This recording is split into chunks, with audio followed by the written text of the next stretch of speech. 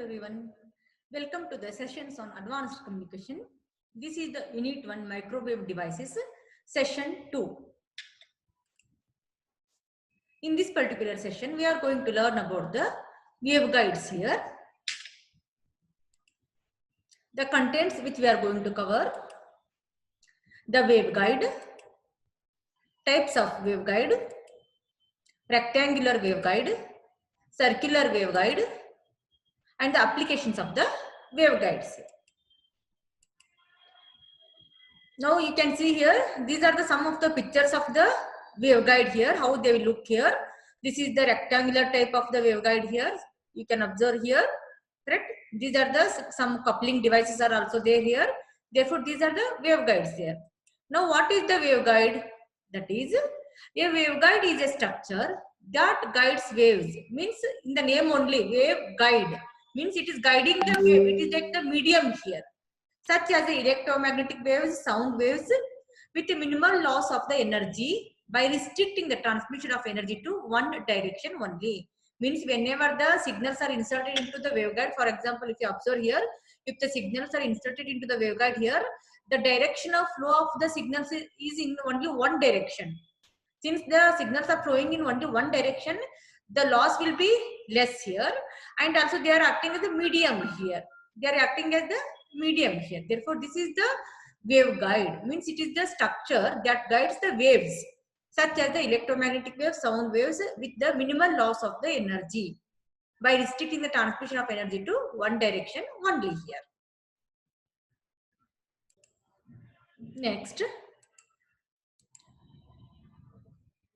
that is, waveguides are specially constructed hollow metallic pipes used for carrying the electromagnetic waves here. Means waveguides are nothing but these are the like the hollow metallic pipes here. These are nothing but the hollow metallic. Hollow means that is the free, this one, hollow metallic pipes used for the carrying the electromagnetic waves here. Now, waveguides are preferred to transmission lines because they are much lossy at the higher frequency. Because instead of the waveguide, if you use the transmission lines only to transmit the microwave signals, as we know, microwave signals are the high frequency signals here. If you use the transmission line only for the transmission of those microwave signals, then the loss will be very high. The loss will be, or the attenuation will be very high there. Therefore, we cannot make use of the ordinary transmission lines for the transmission of the microwave signals. To transmit the microwave signals, we need some special structure. Those structures are called as the waveguides. And in case of the waveguide, the loss will be very minimum here. If the frequency is also more, then also the loss will be minimum here. Therefore, waveguides are nothing but those are the specially constructed hollow metallic pipes used to transmit the signal, microwave signals, from one point to the other point here. Now, the waveguides are made up of copper, silver, aluminium, or any other metal that has the low bulk resistivity. Those are made up of the metals only here. Waveguides are constructed using the metals only, and the metals are using the materials are the copper, either it may be copper, it may be silver, aluminium, or any other metal that has the low bulk resistivity here. Those are used to construct the waveguides. Now, inside of the waveguides are plated with the silver to reduce the resistance. Means inside portion of the waveguides, inside inner walls of the waveguides, if the tube is there, so one metallic tube is there, means a hollow metallic tube, inside of the wall of that particular tube, inner wall of the tube is coated with the silver. What is the reason for the coating the silver? To reduce the resistance, such that the signals can transmitted without any resistivity there, without any particular loss. They can be transmitted from the one point to the other point. Usually the signals in case of the waveguides are transmitted by the process of the reflection. They will travel and they will, it is transmitted in the form of the reflections here. For example, now if you observe here, suppose this is one metallic pipe here, correct? This is one metallic pipe here. Now suppose signals are injected here. Suppose signals were inserted here means they are not transmitted through the conduction, but they are transmitting towards the to the reflection here. Means here it is striking and reflected back here. Again it is striking here, it reflected back. Again here. Like this, the wave is traveling from one end to the other end by the multiple reflection here. By the process of the multiple reflection, and at the end it will reach the output end here. This is the output section here. At the end it is reaching the output end here. Therefore, to reduce the losses, the inner wall here, the inner wall of the waveguide is here, the inner wall is coated with the silver. It is coated with the silver such that the resistivity will reduce. Here this is the silver coating here inside. Inside the silver coating will be there to reduce the resistivity here. Now this is the construction and the structure of the waveguide here.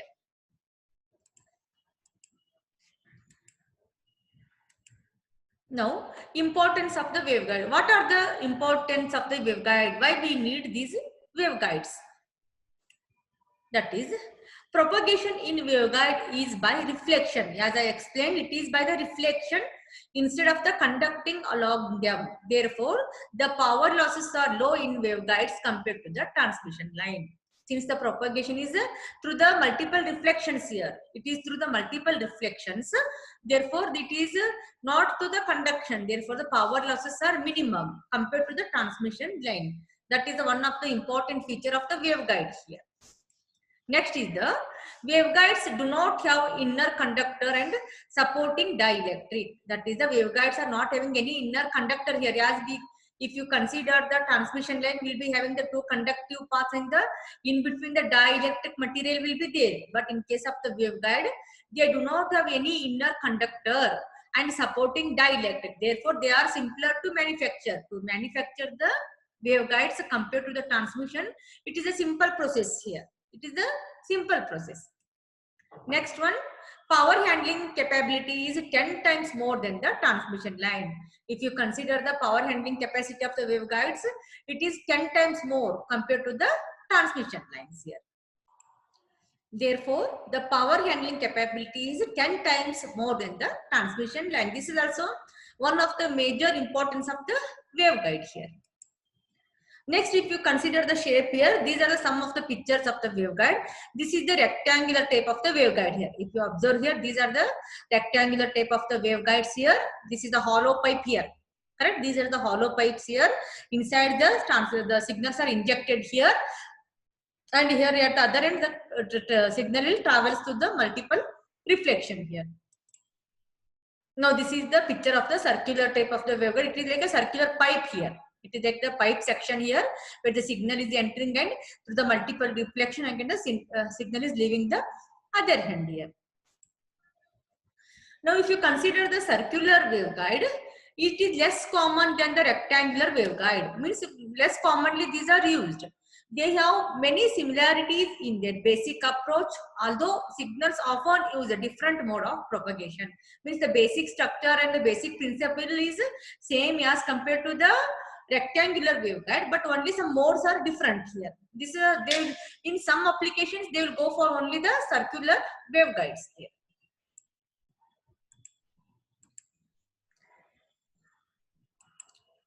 Now, if you consider the electromagnetic wave or the field, it can propagate along the waveguide in various ways. It is not the only one standard way is there. In various ways, it can propagate here. The two common modes are known as the transverse magnetic mode and the transverse electric mode. These are the mainly two common modes for the transmission here. That is the transverse magnetic mode and the transverse electric modes here. These are the two common methods here. These are the two common methods or the modes which the wave is transmitted here.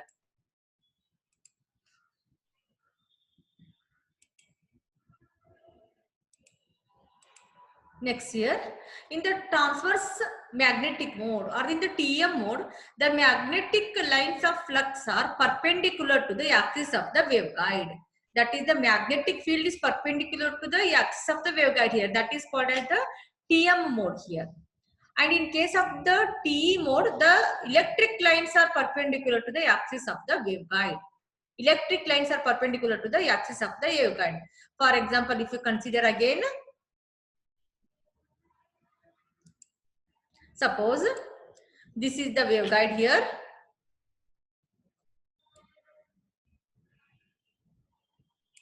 Suppose this is the waveguide. And here, this is the axis of the waveguide here. The center is the axis of the waveguide, correct? Now, in case of the particular TM mode or the transverse magnetic mode, the magnetic lines of forces are perpendicular. This is the magnetic field is perpendicular to the axis of the waveguide. That is called as the TM mode here. That is called as the TM mode. And in case of the particular TE mode, the electric lines are perpendicular to the axis of the waveguide. This is the axis of the waveguide. This is the electric field, and the electric field is perpendicular to the axis of the waveguide, and that is called as the TE mode here. These are the two modes of the operation here, either the TM mode or the TE mode here. That is, in TM mode, the magnetic lines are perpendicular to the axis of the waveguide. In TE mode, the electric lines are perpendicular to the axis of the waveguide here.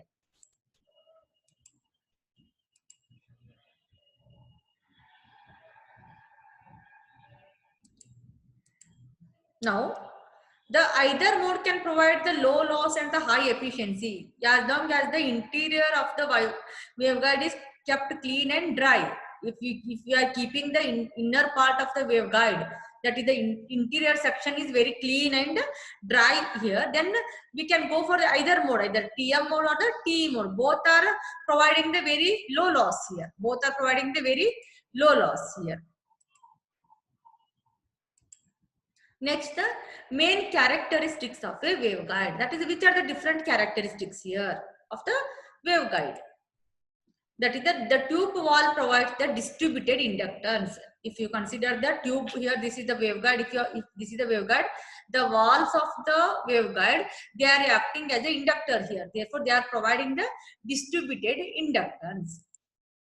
And the empty space between the tube walls provide the distributed capacitance. Means whatever the hollow space is there inside the tube here, that is providing the distributed capacitance here. And these are bulky and expensive. The waveguides compared to the transmission lines, these are bulky, very heavy, and also expensive here, more costly here. Next is the modes of operation. As we discussed, we are having the TM mode and the TE mode. That is the transverse magnetic mode and the transverse electric mode. Once again, we'll see that. What is this TEM mode? Transverse electric and magnetic. That is the transverse electromagnetic wave mode here. Transverse electromagnetic wave mode. In case of this TEM mode, electric field, magnetic field, and direction of propagation are perpendicular to each other. In case of this TEM mode, all the three, electric field, magnetic field, and the direction of propagation, all are perpendicular to each other. If you observe here, that is, suppose this is the one electric field, correct? This is the electric field, and suppose this is the direction of propagation. This is the direction of propagation here, propagation direction, and one more is that is magnetic field. Means this is the magnetic field. Means all the three are perpendicular to each other here. All are 90, 90, 90 here. Like this will be having, this is also 90, this is also 90, and this is also 90 here. Means all the three are perpendicular to each other. For example, if you want to observe this one, you can observe the corner of your room's wall there. If you just go corner, means you'll be having the three lines there, corner at the corner. One is upwards, one is this side, and other is this side. If you observe there, all the three are perpendicular to each other here. Therefore, in this way, all the, in case of this TEM mode, signals are transmitted. Means all the three, electric field, magnetic field, and the direction of propagation, all the three are perpendicular to each other. Next, TE mode is what? It is the transverse electric mode. Here the electric field is perpendicular to the direction of the wave propagation. As I have explained here, electric field is perpendicular, and in case of TM mode only magnetic field is perpendicular to the wave propagation, but TEM mode means both are perpendicular to the particular direction of the fields. Now the advantages of the waveguide here, they can handle very large power compared to the transmission lines. They can handle very large power here, and the power loss is very negligible in waveguides compared to the transmission lines. Again, the power loss is very negligible here, and they offer very low loss here. Losses are also very small here. When microwave energy travels through waveguide, it experiences lower losses than the coaxial cable. And the waveguides are easy to manufacture because these are nothing but the only hollow metallic pipes here. But if you consider the coaxial cable construction and all, it should have the two metallic conductors, again in between the insulator, some outer side the coating, plastic coating should be there, like that. The construction process is tedious there, but in case of the waveguide, the manufacturing process is very easy here. That is also one of the advantage. Now a two conductor structure that can support a TEM wave is the transmission line. Means if you consider transmission line, it is the two conductor structure. It is supporting the, it can support the TEM waves. TEM waves means what? The direction of the propagation, electric field and the magnetic field, all are perpendicular to each other. That type of waveform, it can travel through the transmission line. But in case of the waveguide, we cannot transmit this signal here. In case of the transmission line, we cannot transmit this particular TEM wave through the waveguide because all the three are perpendicular here. It needs the two-way connection here, two wires here. But for only one conductor structure that can support either TE or TM wave here. It can support either TE or TM wave only. Therefore, in case of the transmission line, it can support TEM wave. That is, both are particular electric and magnetic field, both are perpendicular to the direction of the wave transmission. All are perpendicular to each other here. But in case of the waveguides here, either we can transmit TE wave or the TM wave here.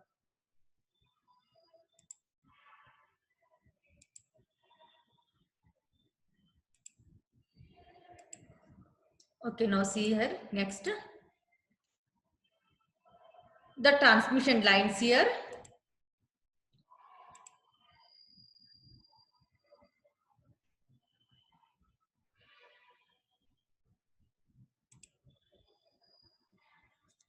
If you compare the transmission line and the waveguide here, transmission line supports TEM wave, but waveguides cannot support TEM wave here. All the frequencies can pass through the transmission line, but only frequencies that are greater than the cutoff frequencies can pass through the waveguides here, because if below the cutoff means the multiple reflection will occur only at the same point, it cannot proceed further there. Therefore, the condition is should be greater than the cutoff frequency, and the reflections are less in case of the transmission line, and in the waves through the travels through the reflection from the one mark to the other. That is, in case of the wave, the transmission is through the reflections only, but in case of the transmission lines, the reflection is small there. Next, it has the characteristics impedance. That is, it has wave impedance. Transmission line is having the characteristics impedance, and the particular waveguide is having the wave impedance here. Okay, now see here. In case of the propagation of the waves is according to the circuit theory here. The transmission, in case of the transmission and the propagation is, it is obeying the circuit theory theorems here. But here the propagation of wave is according to the field theory here. It is according to the field theory. It has a return conductor to earth, means earthing will be there in case of the transmission lines, but return conductors is not required in case of this particular waveguides here. Bandwidth is not limited in case of the transmission line. Bandwidth is limited here. Wave do not disperse, but here waves get dispersed. Waves gets dispersed here. Next, applications of the waveguides here.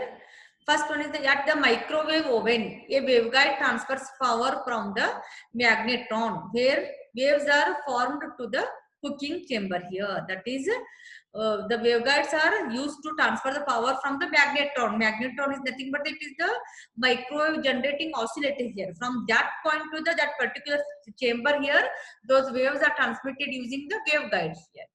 And in case of the radar, a waveguide transfers the radio frequency energy to and from the antenna. From the antenna to the particular transmitter section, again from the transmitter to the antenna, and receive from antenna to the receiver. The communication is done through these waveguides only. These are acting as the communication mediums here. And it commonly used to connect the feeds of the parabolic dishes to their electronics. From the parabolic antenna to the circuitry, the waveguides are used to connect here. As in other signals, we are using the transmission lines. In the same way, we are using for the microwave frequencies, it is the waveguides here. It is used in scientific instruments to measure the optical, acoustics, and the elastic properties of the materials and the objects here. In that also the waveguides are used here. Now the coupling mechanism. Coupling means what? How we are feeding the input to the inside the waveguide. How we are connecting the input signal inside the waveguide. Therefore, there are mainly three types here: probes, loops, and the slots here. Probes, loops, and the slots are used to inject the input signal inside the waveguide and to take the output signal from the waveguide. These are the methods here, and that is called as the coupling. Coupling means connecting the source to the particular waveguide. How we are connecting, how the energy is transferring from the source to the waveguide here. That is called as the coupling mechanism. We are having the probes, loops, and the slots here. Now, if you consider the probes here, this is the coaxial cable only. Usually, length is the λ/4 length they will take here, and that is inserted inside here. If you observe here, this is inserted, and through this the input is injected here, and through this the output is taken back here. Coaxial connectors here. Correct? These are called as the probes, and usually the length of these probes will be λ/4 length here. Again, the wave will travel from here to the here. This is the coupling ports here. These are the coupling ports, as you can observe here, injected from this point, and they are distributing here. They are distributing, and one from one end to other end they will travel here. Now the loop means what? This is the again the coaxial cable here. Again the λ/4 length, and here inside here the loop structure will be there. Here the loop structure will be there such that the injected signal will be getting into the waveguides here. This is also one of the method. And the slot means in the waveguide only one slot is or the window is created. Slot or the aperture or the window it is created. Through that the input signals are injected here and output signals are taken at the other end. This is also one of the method of the energy coupling in the waveguide. Now this completes the session 2. In this session we have studied about what is the waveguide, what is the different types of the waveguides are there, which are the different modes of the operations are there, and what is the comparison between the transmission lines and the waveguide, and how the energy can be coupled into the waveguides. In the next session we will go for that is the what are the some of the limitations there. Thank you for watching. Thank you.